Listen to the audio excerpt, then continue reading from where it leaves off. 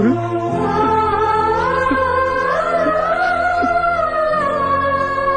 मुझे नाचार मनीष थे मोर कौन साध्य अच्छी वो भाग्य संगे लड़ी तब तो महाबली पवन पुत्र पवन उड़ी आसी खंडे खंडे सुखिला पत्र आज पुणी आ गए पवन उड़ी जाऊँ गुरु बहुत दूर को मुझे तुमको ये आनी ठिया करी मो दायित्व को भल भाव न तुले मुझे चली जाऊँ गुरु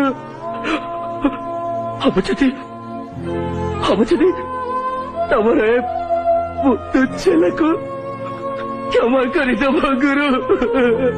क्षमा करदब गुरु क्षमा करदब।